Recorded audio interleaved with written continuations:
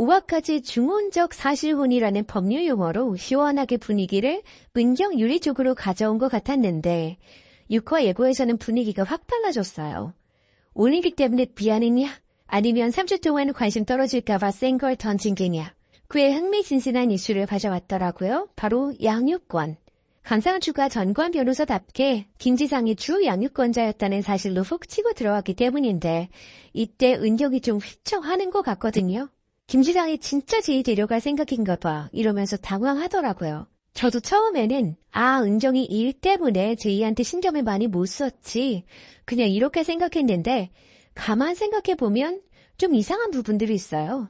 선생님들이 주 양육권자라고 인지한 사람에게 전화를 했을 텐데 5화에서 전화를 받는 것도 은정, 6화 예고에서 제이가 사라졌다고 연락받는 것도 은정이거든요.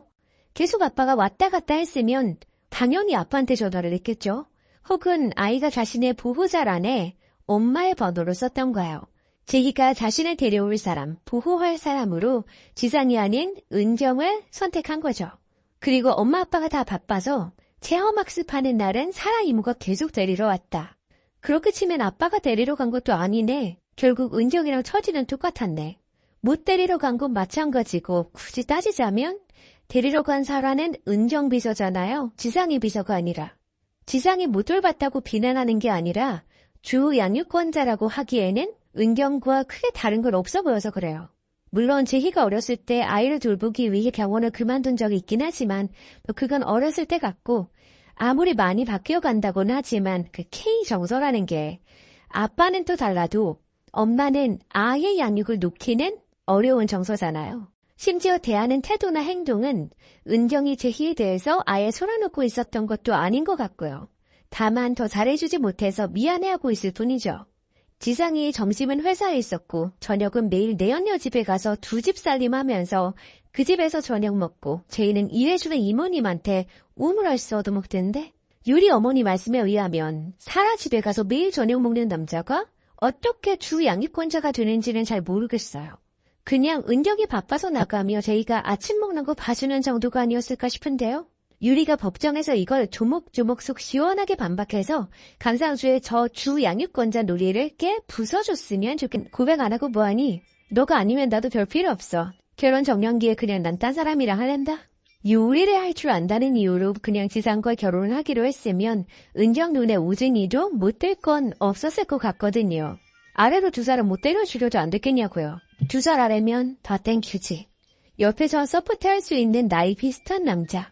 그냥 그게 은경의 남편 조건이었던 것 같거든요. 거기에 그냥 지상이 정도의 남자가 걸린 거고요. 그 조건 우진이가 못 맞췄겠냐 이거죠.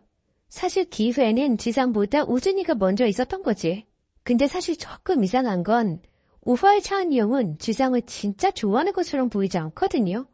약간 조건 맞춰서 필요한 남자 고른 느낌? 정말 쿨하게 3개월 만에 청첩장까지 돌리고 그 바쁜 사람이 웨딩 사진까지 이미 찍은 상태인데 그 과정이 뭔가 우진이의 말처럼 해야 할 숙제를 해치우는 느낌이었어요. 근데 1년차 때 은경은 정말 너무너무 행복해 보였거든요. 뭐가 안 맞는 거지. 호텔에서 파티하고 지상에게 매달려 있고 너무 고마워하고 저렇게 그냥 조건 맞춰 3개월 만에 결혼한 거 치고는 진짜 무슨 세상의 찐사랑인 것 같은 느낌이었단 말이죠. 물론 우진의 시각이어서 그렇게 그려졌을지는 모르지만 은경의 플래시백과 우진의 플래시백은 갭이 굉장히 큰 것 같아요. 이게 이혼의 고통은 본인들만이 안다는 뜻일 수도 있겠고요. 근데 지금 와서 지상이 똥차였고 우진이 벤치인 이 안타까운 상황을 고려해본다면 다들 너무 편하게 생각했던 것 같긴 해요. 은경이 언제든 내 곁에 있을 것 같았나 봐.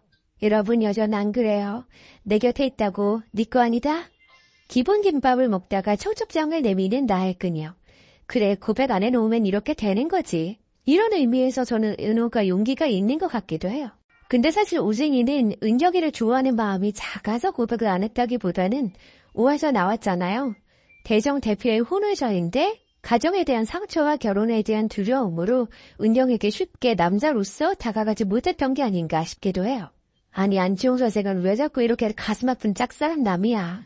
너무 재밌는데 왜 결박이고. 저는 굿파트너 다른 이야기로 돌아올게요. 굿파트너는 두키니 파트너. 드라마 퀸 구독.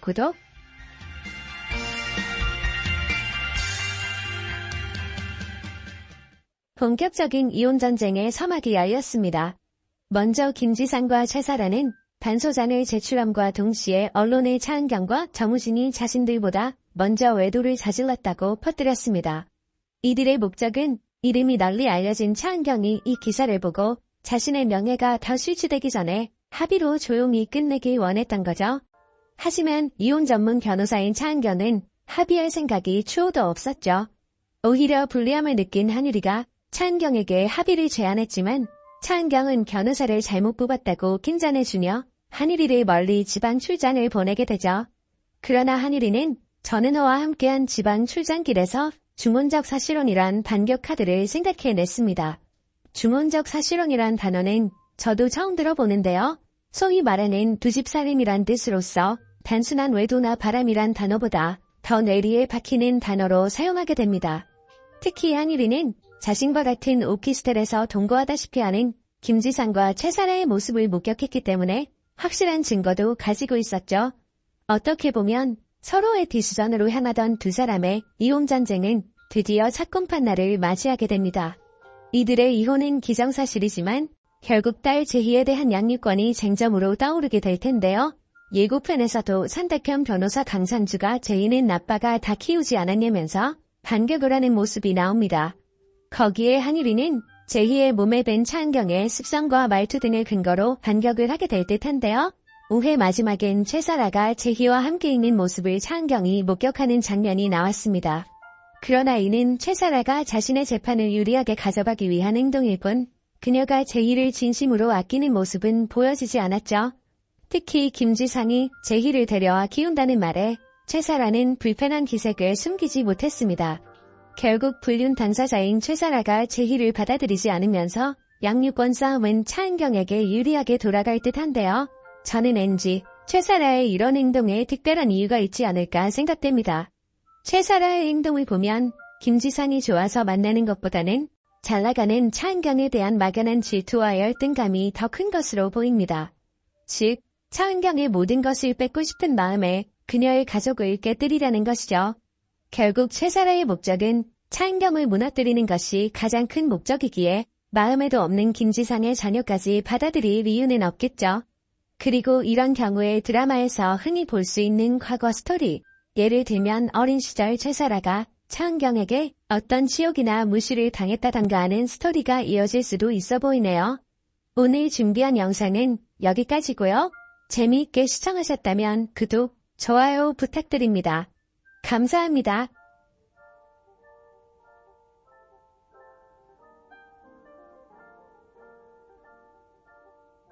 드라마 굿파트너 6회 예고를 시작합니다. 이번 주부터 차은경의 이혼 재판이 시작되었는데요. 다음 주 예고편에 보면 딸 제희에 대한 양육권이 가장 중요한 쟁점이 되는 것 같습니다. 차은경은 자신의 비서 최사라와 불륜을 저지른 남편 김지상을 유책 배우자로 몰아갑니다. 하지만 김지상과 최사라도 당하고 있지만은 않은데요. 차은경 또한 로펌 대전에 같이 근무하는 변호사 정우진과 오피스